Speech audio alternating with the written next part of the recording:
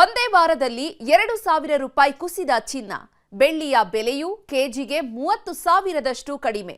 ಯುದ್ಧದಿಂದ ಎಲ್ಲದರ ಬೆಲೆ ಏರಿಕೆ ಆಗ್ತಾ ಇದ್ರೂ ಚಿನ್ನ ಬೆಳ್ಳಿ ಮಾತ್ರ ಕುಸಿತ ಯಾಕೆ? ಮುಂದಿನ ದಿನಗಳಲ್ಲಿ ಚಿನ್ನದ ಬೆಲೆ ಮತ್ತಷ್ಟು ಕಡಿಮೆ ಆಗುತ್ತಾ ಅಥವಾ ರಾಕೆಟ್ ವೇಗದಲ್ಲಿ ಜಿಗಿಯುತ್ತಾ? ಚಿನ್ನ ಬೆಳ್ಳಿಯ ರೇಟ್ ಮೇಲೆ ಯುದ್ಧದ ಪರಿಣಾಮ ಎಷ್ಟು?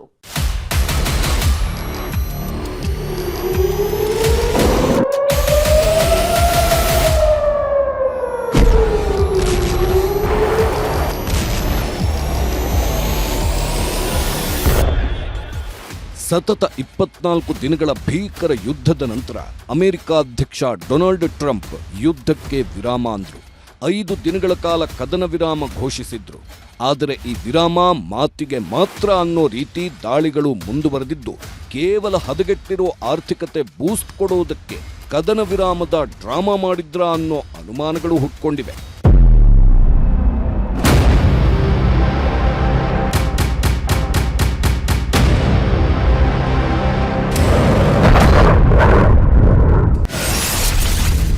ಭೀಕರ ಯುದ್ಧದ ನಡುವೆಯೂ ಇಳಿಕೆಯಾಗಿದ್ದೇಗೆ ಚಿನ್ನದ ಬೆಲೆ. 5 ದಿನಗಳ ಕಾಲ ಕದನಕ್ಕೆ ವಿರಾಮ, ಬೆಲೆ ಏರಿಕೆ ಬಿಸಿಗೆ ಬ್ರೇಕ್ ಬೀಳುತ್ತಾ, ಷೇರು ಮಾರುಕಟ್ಟೆ ಚೇತರಿಸಿಕೊಳ್ಳುತ್ತಾ ಯುದ್ಧ ಮುಂದುವರೆದ್ರೆ ಏನು ಕಥೆ? ಟ್ರಂಪ್ ಕದನ ವಿರಾಮ ಅಂತ ಹೇಳಿದ್ರೆ ಕಾಮಿಡಿ ಮಾಡಬೇಡಿ ಸಾರ್ ಅಂತ ಇದೆ ಇರಾನ್. ಕದನ ವಿರಾಮ ಅಂದ್ರೆ ಎರಡೂ ದೇಶಗಳ ನಡುವೆ ಆಗಬೇಕಾದ ಒಪ್ಪಂದ. ಆದರೆ ದೊಡ್ಡಣ್ಣ ಟ್ರಂಪ್ ತಮ್ಮ ಪಾಡಿಗೆ ತಾವು ಕದನ ವಿರಾಮ ಅಂತ ಘೋಷಣೆ ಮಾಡಿದ್ದಾರೆ. ಆದರೆ ಒಂದೇ ಕಡೆ ಕದನ ವಿರಾಮ ಅಂದ್ರೆ ಹೇಗಿರುತ್ತೆ ಅನ್ನೋದನ್ನ ತೋರಿಸ್ತೀವಿ ನೋಡಿ ಅಂತ ಇರಾನ್ ಮತ್ತಷ್ಟು ಭೀಕರ ದಾಳಿಗಳನ್ನ ಮಾಡ್ತಾ ಇದೆ. ಆ ಮೂಲಕ ಕದನ ವಿರಾಮ ಅಂತ ಹೇಳಿದ ಟ್ರಂಪ್ಗೆ ಮುಖಭಂಗ ಆದಂತಾಗಿದೆ. ಇರಾನ್ ಏಕಮುಖವಾಗಿ ದಾಳಿಗಳನ್ನ ಮಾಡುತ್ತಾನೇ ಇದ್ದು, ಇಸ್ರೇಲ್ನ ಟೆಲ್ ಅವೀವ್, ಜೆರುಸಲೇಂ ಹಾಗೆ ಕುವೈತ್ ಮೇಲೂ ದಾಳಿಗಳನ್ನ ಮಾಡ್ತಾ ಇದೆ.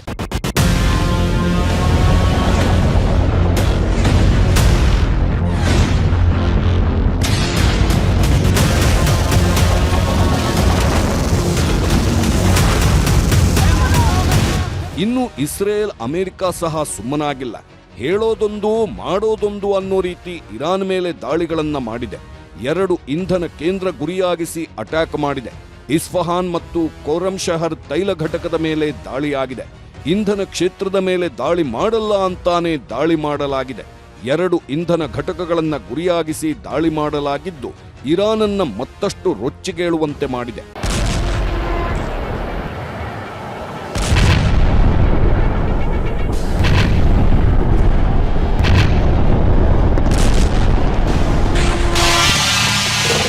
ನೀವು ಹೇಳಿದ್ರೇನೆ ನಾವು ಯುದ್ಧ ನಿಲ್ಲಿಸೋದಿಲ್ಲ, ಅಂಥದ್ರಲ್ಲಿ ಹೇಳಿಯೂ ಮತ್ತೆ ದಾಳಿ ಮಾಡಿದ್ರೆ ನಾವು ಸುಮ್ಮನಿರ್ಬೇಕಾ? ತಗೊಳ್ಳಿ ನಮ್ಮ ಬಾಂಬುಗಳನ್ನ ಅಂತ ಇರಾನ್ ಸಹ ದಾಳಿ ಮಾಡಿದೆ. ಕುವೈತ್ ಮೇಲೆ ಕ್ಷಿಪಣಿ ಡ್ರೋನ್ಗಳಿಂದ ಇರಾನ್ ಅಟ್ಯಾಕ್ ಮಾಡಿದೆ. ಮತ್ತೊಂದು ಕಡೆ ಇಸ್ರೇಲ್ ಮೇಲೂ ಇರಾನ್ ದಾಳಿ ಮಾಡಿದ್ದು, ಇರಾನ್ನ ಕ್ಷಿಪಣಿ ಡ್ರೋನ್ಗಳನ್ನ ಇಸ್ರೇಲ್ ಹೊಡೆದುರುಳಿಸಿದೆ. ವಿದ್ಯುತ್ ಪ್ರಸರಣದ ಘಟಕ ಮೇಲಿನ ದಾಳಿಯಿಂದ ಇರಾನ್ನಲ್ಲಿ ವಿದ್ಯುತ್ ಕಟ್ಟಾಗಿದ್ದು ಸಮಸ್ಯೆ ಅನುಭವಿಸುವಂತಾಗಿದೆ.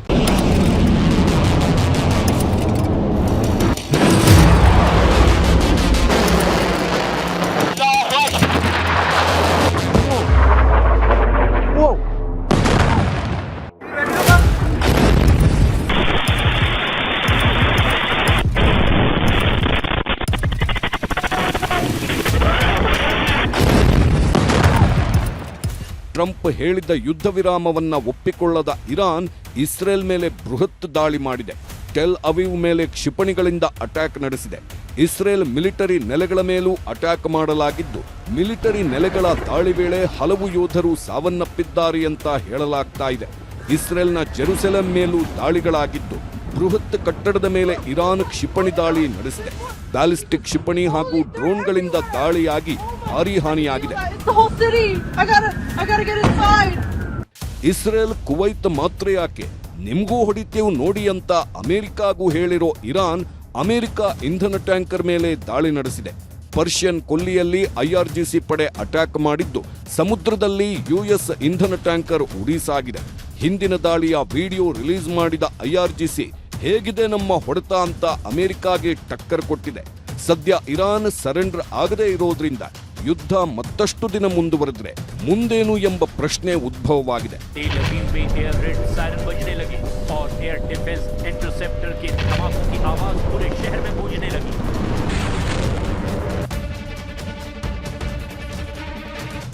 ಯುದ್ಧದಿಂದ ಈಗಾಗಲೇ ಅಗತ್ಯ ವಸ್ತುಗಳ ಬೆಲೆಗಳು ಏರಿಕೆ ಆಗ್ತಾ ಇವೆ. ಕಚ್ಚಾ ತೈಲ ಬೆಲೆ ಏರಿಕೆ ಆಗಿದೆ, ಅಡುಗೆ ಎಣ್ಣೆ ಬೆಲೆ ಹೆಚ್ಚಾಗಿದೆ, ಗ್ಯಾಸ್ ಸಿಲಿಂಡರ್ ಸಿಗದೆ ಜನ ಪರದಾಡ್ತಾ ಇದ್ದಾರೆ, ಷೇರು ಮಾರುಕಟ್ಟೆ ಸಹ ಪಾತಾಳಕ್ಕೆ ಬಿದ್ದಿದೆ.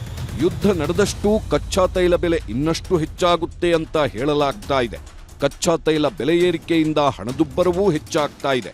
ಭಾರತ ಮಾತ್ರವಲ್ಲದೆ ವಿಶ್ವದ ಎಲ್ಲಾ ದೇಶಗಳ ಕರೆನ್ಸಿಯೂ ಅಮೆರಿಕಾದ ಡಾಲರ್ ಮುಂದೆ ಕುಸಿತ ಕಾಣ್ತಾ ಇದ್ದು, ಯುದ್ಧ ಮುಂದುವರೆದ್ರೆ ದೊಡ್ಡ ದೊಡ್ಡ ಸಮಸ್ಯೆಗಳು ಎದುರಾಗಬಹುದು ಅಂತ ಹೇಳಲಾಗ್ತಾ ಇದೆ.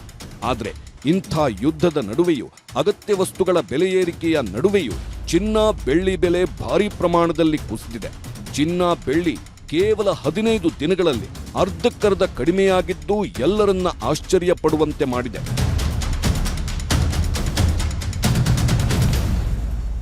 ಸಾಮಾನ್ಯವಾಗಿ ಯುದ್ಧಗಳಾದಾಗ ಷೇರು ಮಾರುಕಟ್ಟೆಗಳು ಬಿದ್ದು ಹೋಗುತ್ತೆ, ಹಣದುಬ್ಬರ ಆಗುತ್ತೆ, ಚಿನ್ನ ಬೆಳ್ಳಿಯ ಬೆಲೆಗಳು ಭಾರೀ ಪ್ರಮಾಣದಲ್ಲಿ ಏರಿಕೆಯಾಗುತ್ತೆ.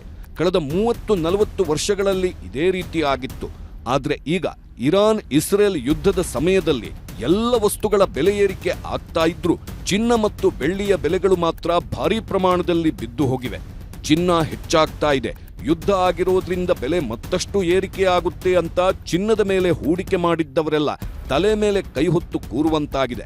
ಕೇವಲ 15 ದಿನಗಳಲ್ಲಿ ಲಕ್ಷಗಳ ಲೆಕ್ಕದಲ್ಲಿ ಬೆಲೆ ಕಡಿಮೆಯಾಗಿದ್ದು ಚಿನ್ನ ಖರೀದಿ ಮಾಡದೆ ಕಾದವರು ಖುಷಿ ಪಡ್ತಾ ಇದ್ದು, ಚಿನ್ನದ ಮೇಲೆ ಬಂಡವಾಳ ಹಾಕಿದವರು ಕೈ ಹಿಸುಕೊಳ್ತಾ ಇದ್ದಾರೆ. ಸದ್ಯ ಯುದ್ಧಕ್ಕೆ ಟ್ರಂಪ್ 5 ದಿನಗಳ ಕಾಲ ಕದನ ವಿರಾಮ ಘೋಷಣೆ ಮಾಡಿದ್ದಾರೆ. ಈ ಕದನ ವಿರಾಮ ಘೋಷಣೆ ಮಾಡಿರೋದೇ ಹಳ್ಳ ಹಿಡಿದ ವಿಶ್ವದ ಆರ್ಥಿಕತೆಯನ್ನ ಸ್ವಲ್ಪವಾದರೂ ಚೇತರಿಸಿಕೊಳ್ಳುವಂತೆ ಮಾಡಲು ಅನ್ನೋ ಮಾತಿದೆ. ಆದರೆ ಯುದ್ಧ ನಿಂತರೂ ಚಿನ್ನದ ಬೆಲೆಗೆ ಯಾವುದೇ ಭಂಗ ಇಲ್ಲ. ಇನ್ನೂ ಯುದ್ಧ ಮುಂದುವರೆದ್ರೆ ಮತ್ತೊಮ್ಮೆ ಚಿನ್ನ ಬೆಳ್ಳಿ ಬೆಲೆ ಇಳಿಕೆಯಾಗಬಹುದು ಅನ್ನೋ ಮಾತಿದೆ. ಹಾಗಾಗಿ ಮುಂದಿನ ದಿನಗಳಲ್ಲಿ ಚಿನ್ನದ ಬೆಲೆ ಇನ್ನೂ ಸ್ವಲ್ಪ ಕಡಿಮೆಯಾಗಬಹುದು ಅಂತ ಆರ್ಥಿಕ ತಜ್ಞರು ಅಭಿಪ್ರಾಯ ಪಡ್ತಾ ಇದ್ದಾರೆ. ನೋಡೋದಾದ್ರೆ ನನ್ನ ಪ್ರಕಾರ ಇವಾಗೇನು 1,40,000 1,45,000 ಈ ರೇಂಜ್ ಅಲ್ಲಿ ಇದೆ ಚಿನ್ನ. ನನ್ನ ಪ್ರಕಾರ ಒಂದು 1,30,000 1,25,000 ವರೆಗೂ ಬರಬಹುದು. ನಾನ್ ಮಾತನಾಡ್ತಾ ಇರೋದು 24 ಕ್ಯಾರೆಟ್ ಶುದ್ಧ ಚಿನ್ನ. ಅದಕ್ಕೂ ಜಾಸ್ತಿ ಪ್ರಮಾಣದ ಇಳಿಕೆಯನ್ನ ನಿರೀಕ್ಷಿಸಬೇಡಿ. ಈಗಿರುವ ಬೆಲೆಯಿಂದ ಲೆಕ್ಕ ಹಾಕಿದ್ರೆ ಒಂದು 5-10% ಇಳಿಕೆ ಬರಬಹುದು. ಯುದ್ಧದ ನಡುವೆ ಚಿನ್ನದ ಬೆಲೆ ಇಳಿಕೆ ಕಾರಣ ಏನು? ಮುಂದಿನ ದಿನಗಳಲ್ಲಿ ಚಿನ್ನದ ಬೆಲೆ ಮತ್ತಷ್ಟು ಕಡಿಮೆಯಾಗುತ್ತಾ? ಕಳೆದ 15 ದಿನಗಳಲ್ಲಿ ಅಂದ್ರೆ ಇರಾನ್ ಇಸ್ರೇಲ್ ನಡುವೆ ಯುದ್ಧ ಶುರುವಾಗಿ ಅದು ಭೀಕರ ಸ್ವರೂಪ ಪಡೆದುಕೊಳ್ತಾ ಇದ್ದಾಗಿನಿಂದ ಚಿನ್ನ ಬೆಳ್ಳಿ ಬೆಲೆ ಎಷ್ಟೊಂದು ಕಡಿಮೆಯಾಗಿದೆ ಅಂದ್ರೆ ಕಳೆದ 43 ವರ್ಷಗಳಲ್ಲಿ ಎಂದೂ ಇಷ್ಟೊಂದು ಕಡಿಮೆ ಆಗಿರಲಿಲ್ವಂತೆ. ಅಂದ್ರೆ ಕೇವಲ 15 ದಿನಗಳಲ್ಲಿ ಈ ರೀತಿ ಬೆಲೆ ಅರ್ಧಕ್ಕರ್ಧ ಆಗಿದ್ದು 4 ದಶಕಗಳಲ್ಲಿ ಎಂದೂ ಇಲ್ಲ ಅಂತ ಆರ್ಥಿಕ ತಜ್ಞರು ಅಭಿಪ್ರಾಯ ಪಡ್ತಾ ಇದ್ದಾರೆ. ಯುದ್ಧ ನಡೀತಾ ಇರೋದ್ರಿಂದ ಚಿನ್ನದ ಬೆಲೆ ಭಾರೀ ಪ್ರಮಾಣದಲ್ಲಿ ಏರಿಕೆಯಾಗುತ್ತೆ ಅಂತ ಎಲ್ಲರೂ ಚಿನ್ನ ಬೆಳ್ಳಿಯ ಮೇಲೆ ಇನ್ವೆಸ್ಟ್ ಮಾಡಿದ್ರು. ಆದರೆ ಈಗ ಅವರ ನಂಬಿಕೆ ಹುಸಿಯಾಗಿದೆ. 15 ದಿನಗಳ ಹಿಂದೆ 1 ಕೆಜಿ ಬೆಳ್ಳಿ ಖರೀದಿಸಿದ್ದವರು ಅದರಲ್ಲಿ ಅರ್ಧದಷ್ಟು ಬೆಲೆಯನ್ನ ಕಳೆದುಕೊಳ್ಳುವಂತಾಗಿದೆ.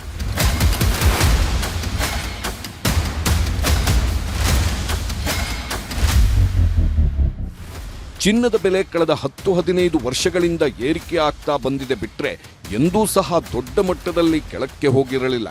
1 ಗ್ರಾಂಗೆ ಸಾವಿರಗಳ ಲೆಕ್ಕದಲ್ಲಿ ಎಂದೂ ಸಹ ಕಡಿಮೆಯಾಗಿರಲಿಲ್ಲ. ಈಗ 1 ಗ್ರಾಂ ಚಿನ್ನಕ್ಕೆ 2-3 ಸಾವಿರಗಳಷ್ಟು ಕಡಿಮೆಯಾಗಿದೆ. 10 ಗ್ರಾಂನ ಲೆಕ್ಕ ತಗೊಂಡ್ರೆ ಸುಮಾರು 25-30 ಸಾವಿರಗಳಷ್ಟು ಕಡಿಮೆಯಾಗಿದೆ. ಯಾಕೆ ಹೀಗಾಯಿತು? ಏನು ಕಾರಣ ಇರಬಹುದು? ಈಗ ಚಿನ್ನ ತಗೊಳ್ಳೋದು ಸರಿನಾ ತಪ್ಪಾ ಅಂತ ಜನರು ಯೋಚನೆ ಮಾಡ್ತಾ ಇದ್ದಾರೆ. ಚಿನ್ನದ ಬೆಲೆ ಯಾವ ಲೆವೆಲ್ಗೆ ಕುಸಿತ ಆಗಿದೆ ಅಂದ್ರೆ 1 ವಾರದ ಹಿಂದೆ ಅಂದ್ರೆ ಮಾರ್ಚ್ 18ರಂದು 1 ಗ್ರಾಂ ಚಿನ್ನ 14,430 ರೂಪಾಯಿ ಇತ್ತು. ಅದು ಮಾರ್ಚ್ 19ಕ್ಕೆ 13,775, ಮಾರ್ಚ್ 20ಕ್ಕೆ 13,665, ಮಾರ್ಚ್ 21ಕ್ಕೆ 13,380, ಹಾಗೆ ಮಾರ್ಚ್ 22ಕ್ಕೆ 13,380, ಮಾರ್ಚ್ 23ಕ್ಕೆ 12,435 ಆಗಿದ್ದ ಚಿನ್ನದ ಬೆಲೆ ಮಾರ್ಚ್ 24ಕ್ಕೆ 12,865 ರೂಪಾಯಿಗೆ ಕುಸಿದಿದೆ.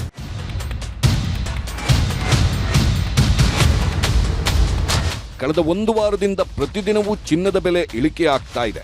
ಮಾರ್ಚ್ 18ರಿಂದ 19ಕ್ಕೆ ಒಂದೇ ದಿನದಲ್ಲಿ ಸುಮಾರು 800 ರೂಪಾಯಿಯಷ್ಟು 1 ಗ್ರಾಂಗೆ ಕುಸಿತವಾಗಿದ್ದು, ಅದು ಮಾರ್ಚ್ 24ರ ವೇಳೆಗೆ 12,865 ರೂಪಾಯಿ ಆಗಿದೆ. ಅಂದ್ರೆ ಒಂದೇ ವಾರದಲ್ಲಿ 1 ಗ್ರಾಂ ಚಿನ್ನದ ಬೆಲೆ ಬರೋಬ್ಬರಿ 1,600 ರೂಪಾಯಿಗಳಷ್ಟು ಇಳಿಕೆ ಕಂಡಿದೆ.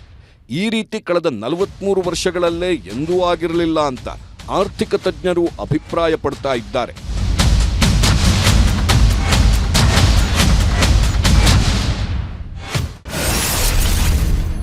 ಚಿನ್ನದ ರೀತಿಯಲ್ಲೇ ಬೆಳ್ಳಿ ದರವು ಭಾರಿ ಪ್ರಮಾಣದಲ್ಲಿ ಕುಸಿದಿದ್ದು, ಮಾರ್ಚ್ 18ರಂದು ಕೆಜಿ ಬೆಳ್ಳಿ 2,65,000 ರೂಪಾಯಿ ಇದ್ರೆ ಮಾರ್ಚ್ 19ಕ್ಕೆ ಅದು 2,60,000 ಆಗಿತ್ತು.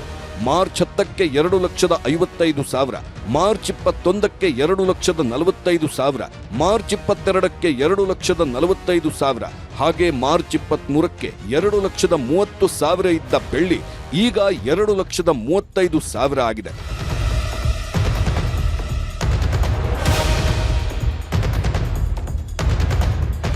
ಚಿನ್ನ ಬೆಳ್ಳಿ ಎರಡೂ ಸಹ ಒಂದಕ್ಕೊಂದು ನಾ ಮುಂದು ತಾ ಮುಂದು ಅನ್ನೋ ರೀತಿ ಪೈಪೋಟಿಯಲ್ಲಿ ಬೆಲೆಗಳನ್ನ ಇಳಿಸಿಕೊಂಡಿವೆ. ಚಿನ್ನ ಪ್ರತಿದಿನ 5-6 ಸಾವಿರಗಳಷ್ಟು ಕಡಿಮೆಯಾಗಿದೆ. ಮಾರ್ಚ್ 20ರಿಂದ 21ಕ್ಕೆ ಒಂದೇ ದಿನದಲ್ಲಿ ಬೆಳ್ಳಿ 1 ಕೆಜಿಗೆ 10,000ದಷ್ಟು ಇಳಿಕೆ ಕಂಡಿದೆ. ಒಟ್ಟಾರೆ ಒಂದು ವಾರದ ಹಿಂದೆ 2,65,000 ಇದ್ದ ಕೆಜಿ ಬೆಳ್ಳಿ ಈಗ 2,35,000ಕ್ಕೆ ಸಿಗ್ತಾ ಇದೆ. ಅಂದ್ರೆ ಒಂದೇ ವಾರದಲ್ಲಿ 30,000 ರೂಪಾಯಿ ಕಡಿಮೆಯಾಗಿದೆ.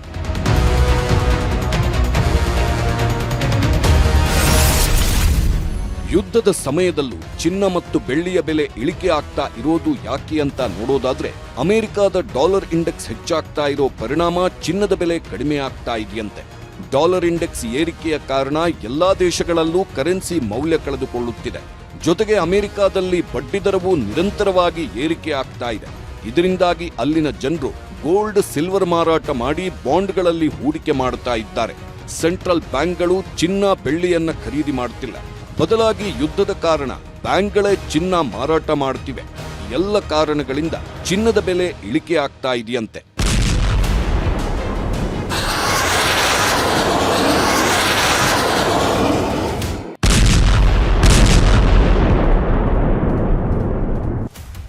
ಎಲ್ಲೋ ಮಳೆಯಾದ್ರೆ ಇನ್ನೆಲ್ಲೋ ಚಳಿಯಾಗೋ ರೀತಿ ಜಗತ್ತಿಗೆ ದೊಡ್ಡಣ್ಣ ಅಂತ ಕರೆಸಿಕೊಳ್ಳೋ ಅಮೆರಿಕದಲ್ಲಾಗುವ ಬೆಳವಣಿಗೆಗಳು ಇಡೀ ವಿಶ್ವದ ಮೇಲೆ ಪರಿಣಾಮ ಬೀರುತ್ತೆ. ಯಾಕಂದ್ರೆ ಅವರ ಆರ್ಥಿಕತೆ ಅಷ್ಟೊಂದು ಬಲಿಷ್ಠವಾಗಿದೆ. ಈಗ ಯುದ್ಧದ ಪರಿಣಾಮ ಅದು ಇದು ಅಂತ ಎಲ್ಲಾ ದೇಶಗಳು ನಷ್ಟ ಅನುಭವಿಸ್ತಾ ಇದ್ರೆ ಅಮೆರಿಕ ಈಗಲೂ ಲಾಭವನ್ನೇ ನೋಡ್ತಾ ಇದೆಯಂತೆ. ಅಮೆರಿಕದ ಡಾಲರ್ ಇಂಡೆಕ್ಸ್ ಈಗ ಹೆಚ್ಚಾಗ್ತಾ ಇದ್ದು ಅದರ ಪರಿಣಾಮ ಭಾರತ ಸೇರಿದಂತೆ ಎಲ್ಲಾ ದೇಶಗಳ ರೂಪಾಯಿ ಮೌಲ್ಯ ಕೆಳಗೆ ಬೀಳ್ತಾ ಇದೆ.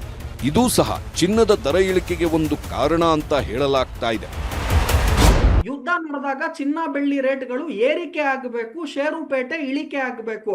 ಆದರೆ ಕಳೆದ 43 ವರ್ಷದಲ್ಲಿ ಪ್ರಪ್ರಥಮ ಬಾರಿಗೆ ಯುದ್ಧ ನಡೀತಾ ಇರುವಾಗ ಷೇರುಪೇಟೆ ಕೆಳಗಡೆ ಬೀಳ್ತಾ ಇದೆ. ಆದರೆ ಚಿನ್ನ ಬೆಳ್ಳಿ ರೇಟ್ಗಳು ಕೂಡ ಬೀಳ್ತಾ ಇದೆ. ಯಾಕೆ ಅಂದ್ರೆ ನಂಬರ್ 1 ರೀಸನ್ ಯಾಕೆ ಅಂದ್ರೆ ಡಾಲರ್ ಬೆಲೆಗಳು ಬರೀ ರೂಪಾಯಿನ ಮೌಲ್ಯದ ಎದುರು ಅಲ್ಲ, ಇಡೀ ವಿಶ್ವದ ಎಲ್ಲಾ ಕರೆನ್ಸಿ ಎದುರು ಡಾಲರ್ ಇಂಡೆಕ್ಸ್ ಏರಿಕೆಯನ್ನ ಕಾಣ್ತಾ ಇದೆ. ಯಾವಾಗ ಡಾಲರ್ ಇಂಡೆಕ್ಸ್ ಏರಿಕೆ ಆಗುತ್ತೋ ಅವಾಗ ಚಿನ್ನ ಬೆಳ್ಳಿಯಲ್ಲಿ ಇಳಿಕೆಯನ್ನ ಕಾಣ್ತೀವಿ. ಮತ್ತೊಂದು ಪ್ರಮುಖ ಕಾರಣ ಏನಪ್ಪಾ ಅಂದ್ರೆ ಅಮೆರಿಕದಲ್ಲಿ ಬಡ್ಡಿ ದರವೂ ಏರಿಕೆ ಆಗ್ತಾ ಇದೆ. ಇದರಿಂದಲೂ ಚಿನ್ನದ ಬೆಲೆ ಇಳಿಕೆ ಆಗ್ತಾ ಇದೆಯಂತೆ. ಅಮೆರಿಕದಲ್ಲಿ ಬಡ್ಡಿ ದರ ಇಳಿಕೆ ಆಗಬಹುದು ಅನ್ನೋ ನಿರೀಕ್ಷೆ ಇತ್ತು. ಆದ್ರೆ ಅಲ್ಲಿ ಬಡ್ಡಿ ದರ ಏರಿಕೆ ಆಗ್ತಾ ಇರೋದ್ರಿಂದ ಈ ಬೆಳವಣಿಗೆ ಅಮೆರಿಕದಲ್ಲಿ ಬಡ್ಡಿ ದರ ಜಾಸ್ತಿ ಆಗ್ತಾ ಇರೋದ್ರಿಂದ ಜನರು ತಮ್ಮ ಬಳಿ ಇರೋ ಗೋಲ್ಡ್ ಸಿಲ್ವರ್ ಮಾರಾಟ ಮಾಡಿ ಬಾಂಡ್ಗಳಲ್ಲಿ ಹೂಡಿಕೆ ಮಾಡ್ತಾ ಇದ್ದಾರೆ. ಚಿನ್ನ ಬೆಳ್ಳಿ ಮನೆಯಲ್ಲಿಟ್ಟುಕೊಂಡ್ರೆ ಅದರಿಂದ ಪ್ರತಿ ತಿಂಗಳು ಆದಾಯ ಬರೋದಿಲ್ಲ. ಹಾಗಾಗಿ ಜನರು ಬಾಂಡ್ಗಳಲ್ಲಿ ಹೂಡಿಕೆ ಮಾಡಲು ಮುಂದಾಗಿದ್ದಾರಂತೆ. ಎರಡನೇ ಮುಖ್ಯ ಕಾರಣ, ತುಂಬಾ ಇಂಪಾರ್ಟೆಂಟ್ ರೀಸನ್ ಏನು ಅಂತ ನೀವು ನೋಡೋದಾದ್ರೆ, ಅಮೆರಿಕ ದೇಶದಲ್ಲಿ ಬಡ್ಡಿ ದರಗಳು, ಎಸ್ಪೆಷಲಿ 10-year ಬಾಂಡ್ಸ್ ಗಳನ್ನ ತಾವು ನೋಡೋದಾದ್ರೆ ಬಡ್ಡಿ ದರಗಳು ಏರಿಕೆ ಆಗ್ತಾ ಇದೆ. ಯಾವಾಗ ಬಡ್ಡಿ ದರ ಏರಿಕೆ ಆಗುತ್ತೋ ಚಿನ್ನ ಬೆಳ್ಳಿ ದರಗಳಲ್ಲಿ ಇಳಿಕೆಯನ್ನ ಕಾಣ್ತೀವಿ. ಯಾಕೆ ಅಂದ್ರೆ ಜನ ಏನ್ ಮಾಡ್ತಾರೆ, ಸುಮ್ನೆ ದುಡ್ಡನ್ನ ನಾನು ಚಿನ್ನ ಬೆಳ್ಳಿಯಲ್ಲಿ ಇಟ್ಕೊಂಡ್ರೆ ನನಗೇನು ಸಿಗಲ್ಲ, ಅದರಿಂದ ಬಡ್ಡಿ ಏನು ಬರಲ್ಲ, ಇದಕ್ಕೆ ನಾವು ನಾನ್ ಈಲ್ಡಿಂಗ್ ಅಸೆಟ್ ಅಂತೀವಿ. ಏನಿದು non yielding asset? Gold and silver ಅಂದ್ರೆ ನೀವು ಅಟ್ಲೀಸ್ಟ್ ಬ್ಯಾಂಕ್ ಅಲ್ಲಿ ದುಡ್ಡು ಹಾಕಿದ್ರೆ ನಿಮಗ್ ಬಡ್ಡಿ ಬರುತ್ತೆ. ನೀವು ಚಿನ್ನ ಬೆಳ್ಳಿಯನ್ನು ಇಟ್ಕೊಂತು ಅಂದ್ರೆ ಮನೆಯಲ್ಲಿ ಅದರಿಂದ ನನಗೇನು ಇಂಟ್ರೆಸ್ಟ್ ಅಥವಾ ಬಡ್ಡಿ ಬರೋದಿಲ್ಲ. ಅಮೆರಿಕ ದೇಶದಲ್ಲಿ ಬಡ್ಡಿ ದರಗಳ ಏರಿಕೆ ಆಗ್ತಾ ಇದೆ ಈ ಯುದ್ಧ ನಡೀತಿರೋದ್ರಿಂದ. ಯಾವಾಗ ಅಮೆರಿಕ ದೇಶದಲ್ಲಿ ಬಡ್ಡಿ ದರಗಳ ಏರಿಕೆ ಆಗ್ತಾ ಇದೆಯೋ ಜನ ಎಲ್ಲ ಏನ್ ಮಾಡ್ತಾ ಇದ್ದಾರೆ, ಗೋಲ್ಡ್ ಸಿಲ್ವರ್ ಅನ್ನ ಮಾರಾಟ ಮಾಡಿ ಬಾಂಡ್ ಗಳಲ್ಲಿ ನಾನು ಹೂಡಿಕೆ ಮಾಡಿದ್ರೆ ನನಗೆ ಅಟ್ಲೀಸ್ಟ್ ಇಂಟ್ರೆಸ್ಟ್ ಬರುತ್ತೆ, ಗೋಲ್ಡ್ ಸಿಲ್ವರ್ ಅಲ್ಲಿ ನನ್ಗೇನೂ ಬರೋದಿಲ್ಲ. ಹಾಗಾಗಿ ಚಿನ್ನ ಬೆಳ್ಳಿಯನ್ನ ಮಾರಾಟ ಮಾಡಿ ಬಾಂಡ್ಸ್ ಗಳ ಇನ್ವೆಸ್ಟ್ಮೆಂಟ್ ಗೆ ಹೋಗ್ತಾ ಇದ್ದಾರೆ. ಇಷ್ಟು ಮಾತ್ರವಲ್ಲ, ಯುದ್ಧಗಳು ನಡೀತಾ ಇರೋದ್ರಿಂದ ಯುದ್ಧ ಪೀಡಿತ ದೇಶಗಳು ಚಿನ್ನ ಬೆಳ್ಳಿಯನ್ನ ಮಾರಾಟ ಮಾಡ್ತಾ ಇವೆ. ಕಳೆದ ವರ್ಷ ಚಿನ್ನ ಬೆಳ್ಳಿಯನ್ನ ಸೆಂಟ್ರಲ್ ಬ್ಯಾಂಕ್ಗಳು ಖರೀದಿ ಮಾಡ್ತಾ ಇದ್ವು. ಆದ್ರೆ ಈಗ ಯುದ್ಧದ ಕಾರಣ ದುಡ್ಡು ಬೇಕಾಗಿರೋದ್ರಿಂದ ಅವರೇ ಮಾರಾಟ ಮಾಡಲು ಮುಂದಾಗ್ತಾ ಇದ್ದಾರಂತೆ.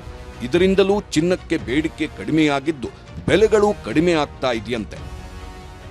ವೆರಿ ಇಂಪಾರ್ಟೆಂಟ್ ಪಾಯಿಂಟ್ ಏನು ಅಂದ್ರೆ, ಯುದ್ಧ ಇವಾಗ ನಡೀತಿರೋದ್ರಿಂದ ದೇಶಗಳ ಏನ್ ಮಾಡ್ತಾ ಇದೆ, ಅವ್ರು ಏನ್ ಕಳೆದ ವರ್ಷ ಚಿನ್ನ ಬೆಳ್ಳಿಯನ್ನ ಖರೀದಿ ಮಾಡಿದ್ರು ಇವಾಗ ಅದನ್ನ ಮಾರಾಟ ಮಾಡಿ ಅವ್ರಿಗೆ ದುಡ್ಡು ಬೇಕಾಗಿದೆ. ಯುದ್ಧ ಮಾಡಬೇಕು ಅಂದ್ರೆ ಕನಿಷ್ಠ ಪಕ್ಷ ನಿಮಗೆ ಕೋಟ್ಯಾಂತರ ರೂಪಾಯಿಗಳ ದುಡ್ಡು ಬೇಕು.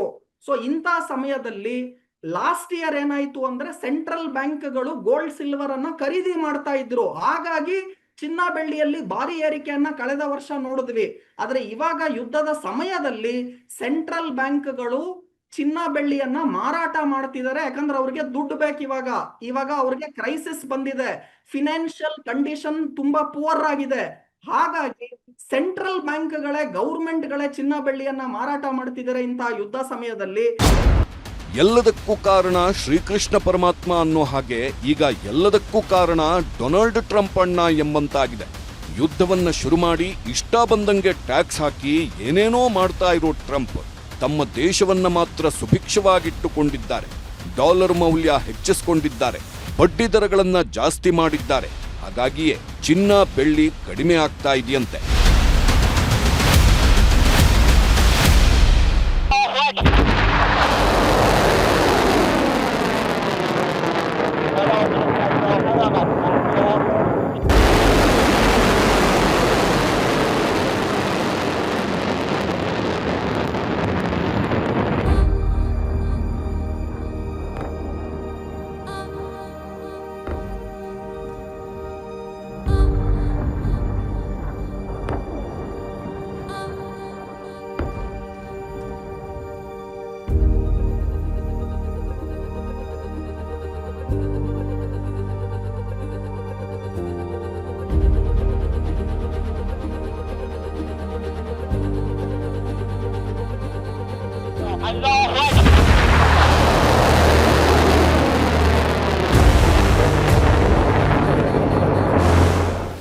ಇರಾನ್ ಮೇಲೆ ದಾಳಿ ತಾತ್ಕಾಲಿಕವಾಗಿ ಮುಂದೂಡಿಕೆಯಾಗಿದೆ ಅಂತ ಸ್ವತಃ ಡೊನಾಲ್ಡ್ ಟ್ರಂಪ್ ಹೇಳಿಕೊಂಡಿದ್ದಾರೆ.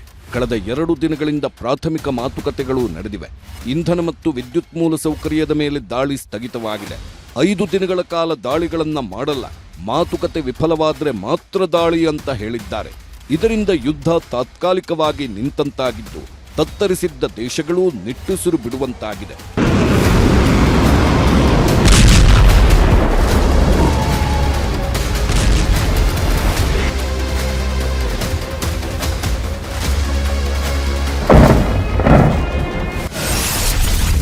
ಚಿನ್ನ ಬೆಳ್ಳಿ ಬೆಲೆ ಇಳಿಕೆ ಹೂಡಿಕೆ ಮಾಡಲು ಸಕಾಲನ?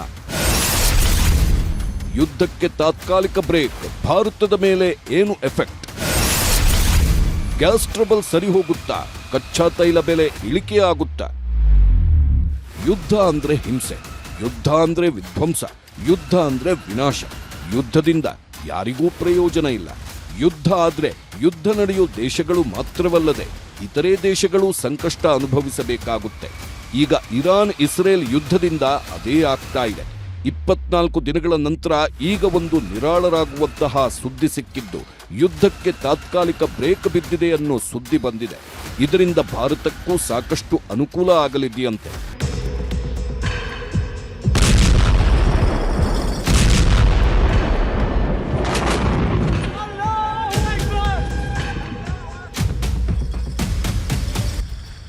ಯುದ್ಧದಿಂದ ಎಲ್ಲರಿಗೂ ಕೆಟ್ಟದೇ ಆದ್ರೂ ಚಿನ್ನ ಬೆಳ್ಳಿ ಖರೀದಿಸೋರಿಗೆ ಮಾತ್ರ ಖುಷಿ ಕೊಟ್ಟಿದೆ. ಯುದ್ಧ ನಡೀತಾ ಇರೋದ್ರಿಂದ ಚಿನ್ನ ಬೆಳ್ಳಿ ಬೆಲೆಗಳಲ್ಲಿ ಭಾರೀ ಇಳಿಕೆಯಾಗಿದೆ. ಬರೀ 15 ದಿನಗಳಲ್ಲಿ ಚಿನ್ನ ಬೆಳ್ಳಿ ಬೆಲೆ ಅರ್ಧಕ್ಕರ್ಧ ಕಡಿಮೆಯಾಗಿದೆ. ಇದರಿಂದ ಇದೇ ಒಳ್ಳೆ ಟೈಮ್ ಅಂತ ಎಲ್ಲರೂ ಚಿನ್ನ ಬೆಳ್ಳಿ ಖರೀದಿಸಲು ಮುಗಿಬೀಳ್ತಾ ಇದ್ದಾರೆ. ಇದರಿಂದ ಈಗ ಚಿನ್ನ ಖರೀದಿಸಬಹುದಾ, ಚಿನ್ನ ಬೆಳ್ಳಿ ಮೇಲೆ ಹೂಡಿಕೆ ಮಾಡಬಹುದಾ ಬೇಡವಾ ಅನ್ನೋ ಪ್ರಶ್ನೆಗಳು ಹುಟ್ಕೊಂಡಿವೆ.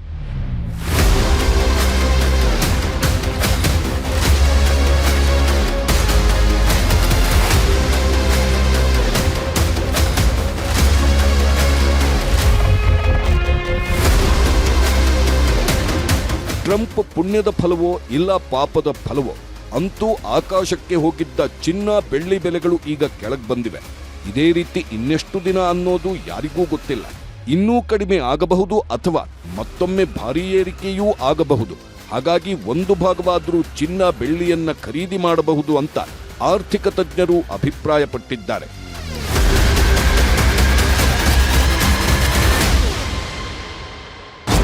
ನಿಮಗೆ 50% ಡಿಸ್ಕೌಂಟ್ ಸೇಲ್ ಅಲ್ಲಿ ಸಿಗ್ತಾ ಇದೆ.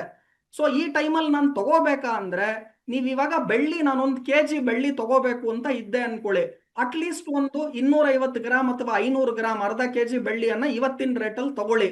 ಇನ್ನೊಂಚೂರು ಇಳಿಕೆ ಆಯ್ತಾ, ಅವಾಗ ಮತ್ತಷ್ಟು ಖರೀದಿಯನ್ನ ಇನ್ನೊಂದು 250 ಗ್ರಾಮೋ ಇನ್ನೊಂದು 500 ಗ್ರಾಮೋ ತಗೋಬಹುದು. ಸೊ ನೀವೇನ್ ತಗೋಬೇಕು ಅಂತಿದ್ದೀರಾ ಇವತ್ತು ಅದರ ಒಂದು ಭಾಗ, ಇವಾಗ ಫಾರ್ ಎಕ್ಸಾಂಪಲ್ ನೀವು 1 ಕೆಜಿ ತಗೋಬೇಕು ಅಂದ್ರೆ ಅದನ್ನೊಂದು 4 ಭಾಗ ಮಾಡಿ, 250 ಗ್ರಾಮ್ 250 ಗ್ರಾಮ್ ಆತರ 4 ಭಾಗ ಮಾಡಿ ಒಂದು ಭಾಗವನ್ನ ಇವಾಗ ಖರೀದಿ ಮಾಡಿ. ಯಾಕಂದ್ರೆ ಆಲ್ರೆಡಿ ನಿಮಗೆ 50% ಹತ್ತತ್ರ ಇಳಿಕೆ ಬೆಳ್ಳಿಯಲ್ಲಾಗಿದೆ. ಇನ್ನೊಂಚೂರು ಇಳಿಕೆ ಆಯ್ತಾ, ಇನ್ನೊಂದು 250 ಗ್ರಾಮ್ ಇನ್ನೊಂದು ಭಾಗವನ್ನ ಖರೀದಿ ಮಾಡಿ. ಇನ್ನೊಂಚೂರು ಇಳಿಕೆ ಆಯ್ತಾ, ಇನ್ನೊಂದು ಅಟ್ಲೀಸ್ಟ್ 3ನೇದು 4ನೇ ಭಾಗವನ್ನ ಖರೀದಿ ಮಾಡಿ. ಇಲ್ಲ ಇಳಿಕೆ ಆಗ್ಲಿಲ್ಲ ಅಂದ್ರೆ ಈಗ ಆಲ್ರೆಡಿ ಏನು ಒಂದು ಭಾಗವನ್ನ ನೀವು ಹೂಡಿಕೆ ಮಾಡಿದೀರಾ ಅದು ನಿಮಗೆ ಖಂಡಿತವಾಗ್ಲೂ ಲಾಭ ಕೊಡುತ್ತೆ. ಸೊ ಪೀಸ್ ಮೀಲ್ ಅಥವಾ ಹಂತ ಹಂತವಾಗಿ ಅಥವಾ ವಿಂಗಡಣೆ ಮಾಡಿ ಹೂಡಿಕೆ ಮಾಡಿ. ಲಂಸಮ್ ಆಗಿ ಎಲ್ಲಾ ದುಡ್ಡನ್ನ ಒಂದೇ ಟೈಮ್ಗೆ ಹಾಕಿ ಹೂಡಿಕೆ ಮಾಡಬೇಡಿ. ಅದು ಚಿನ್ನ ಆಗಿರ್ಲಿ ಬೆಳ್ಳಿ ಆಗಿರ್ಲಿ. ಆಮೇಲೆ ಯಾರೂ ಕೂಡ ಇಷ್ಟು ಲೋಯೆಸ್ಟ್ ಲೆವೆಲ್ ಬಂದ್ಬಿಡುತ್ತೆ. ಈಗ ಉದಾಹರಣೆಗೆ ನಾನು ಹೇಳ್ತಿದ್ದೀನಿ 2 ಲಕ್ಷ ಬರ್ಬೋದು, 1,80,000 ಬರ್ಬೋದು, ಅದಕ್ಕೂ ಜಾಸ್ತಿ ಕುಸಿತ ಆಗತ್ತೆ ಅಂತ ನಿರೀಕ್ಷೆ ಮಾಡಬೇಡಿ ಬೆಳ್ಳಿಯಲ್ಲಿ. ಎಸ್, ಈ ಸಮಯದಲ್ಲಿ ಬೆಳ್ಳಿ ಅಥವಾ ಚಿನ್ನವನ್ನ ತೆಗೆದುಕೊಳ್ಳಬಹುದು. 1 ಕೆಜಿ ತಗೊಳ್ಳೋರು 500 ಗ್ರಾಂ ತೆಗೆದುಕೊಳ್ಳಬಹುದು. ಮುಂದಿನ ದಿನಗಳಲ್ಲಿ ಇನ್ನೂ ಕಡಿಮೆ ಆದಾಗ ಮತ್ತಷ್ಟು ತೆಗೆದುಕೊಳ್ಳಬಹುದು. ಈಗ 50% ಇಳಿಕೆ ಆಗಿರೋದ್ರಿಂದ ಒಂದು ಭಾಗದಷ್ಟಾದರೂ ಈಗ ಖರೀದಿಸಬಹುದು ಅನ್ನೋ ಅಭಿಪ್ರಾಯಗಳಿವೆ. ಹಂತ ಹಂತವಾಗಿ ಹೂಡಿಕೆ ಮಾಡಬಹುದು. ಆದರೆ ಒಂದೇ ಸಲ ಹೂಡಿಕೆ ಮಾಡುವುದು ರಿಸ್ಕ್ ಅಂತ ತಜ್ಞರು ಹೇಳ್ತಾ ಇದ್ದಾರೆ. ಬೆಳ್ಳಿ 1 ಕೆಜಿ 2 ಲಕ್ಷಕ್ಕೆ ಬರಬಹುದು ಅಥವಾ 1,80,000ಕ್ಕೆ ಬರಬಹುದು. ಆದರೆ ಅದಕ್ಕಿಂತ ಕಡಿಮೆ ಆಗಲು ಸಾಧ್ಯ ಇಲ್ಲ. ಒಂದು ವೇಳೆ ಯುದ್ಧ ಮತ್ತೆ ಮುಂದುವರೆದ್ರೆ ಮತ್ತೆ ಬೆಲೆ ಏರಿಕೆ ಆಗಬಹುದು. ಹಾಗಾಗಿ ಇನ್ನೂ ಕಡಿಮೆ ಆದಾಗ ಖರೀದಿಸ್ತೀವಿ ಅಂದ್ರೆ ತಪ್ಪಾಗುತ್ತೆ. ಹಾಗಾಗಿ ಒಂದು ಭಾಗ ಖರೀದಿ ಮಾಡಬಹುದು ಅಂತ ತಜ್ಞರು ಹೇಳಿದ್ದಾರೆ. ಚಿನ್ನ ಈಗ 1,45,000 ಇರೋದು 1,20,000 ಅಥವಾ 1,30,000 ಆಗಬಹುದು. ಆದರೆ ಅದಕ್ಕಿಂತ ಹೆಚ್ಚು ನಿರೀಕ್ಷೆ ಮಾಡಲು ಸಾಧ್ಯವಿಲ್ಲ. ಹಾಗಾಗಿ ಒಂದು ಭಾಗವನ್ನ ಹೂಡಿಕೆ ಮಾಡುವುದು ಸೂಕ್ತ. ಇನ್ನೂ ಚಿನ್ನದ ಮೇಲೆ ಇನ್ವೆಸ್ಟ್ ಮಾಡಿದ್ದು ಲಾಸ್ ಆಯಿತು, ಮುಂದೆ ಇನ್ನೂ ಲಾಸ್ ಆಗಬಹುದು ಅಂತ ಇಂಥ ಸಮಯದಲ್ಲಿ ಮಾರಾಟ ಮಾಡುವುದು ಸೂಕ್ತವಲ್ಲ. ಮುಂದಿನ ದಿನಗಳಲ್ಲಿ ಏರಿಕೆಯೂ ಆಗುವ ಸಾಧ್ಯತೆ ಇರುತ್ತೆ. ಹಾಗಾಗಿ ಎಚ್ಚರಿಕೆಯಿಂದ ಇರಬೇಕು ಅನ್ನೋದು ಆರ್ಥಿಕ ತಜ್ಞರ ಸಲಹೆಯಾಗಿದೆ.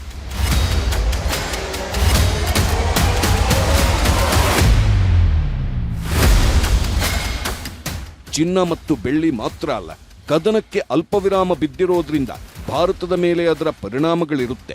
ಕಚ್ಚಾ ತೈಲದ ಬೆಲೆ ಇಳಿಕೆಯಾಗುವ ಸಾಧ್ಯತೆ ಇದೆ. ಈಗ ಇರೋ ಗ್ಯಾಸ್ ಹಾಹಾಕಾರಕ್ಕೆ ಬ್ರೇಕ್ ಬೀಳಬಹುದು. ಷೇರು ಮಾರುಕಟ್ಟೆಯಲ್ಲೂ ಚೇತರಿಕೆ ಆಗಬಹುದು. ವ್ಯಾಪಾರಕ್ಕೆ ಬೂಸ್ಟ್ ಸಿಗುತ್ತದೆ. ಆಮದು ರಫ್ತು ಉದ್ಯಮಗಳಿಗೆ ಅನುಕೂಲ ಆಗಬಹುದು. ಕೃಷಿ ಉತ್ಪನ್ನಗಳು, ಜವಳಿ ರಫ್ತು ಉತ್ತೇಜನ ಸಿಗಬಹುದು. ಹೂಡಿಕೆಗೆ ಮತ್ತಷ್ಟು ಪ್ರೋತ್ಸಾಹ ಸಿಗಲಿದೆ. ಅದಕ್ಕೆ ಎಲ್ಲರೂ ಯುದ್ಧ ನಿಲ್ಲಲಿ ಅಂತ ಕೇಳ್ಕೊಳ್ತಾ ಇದ್ದಾರೆ.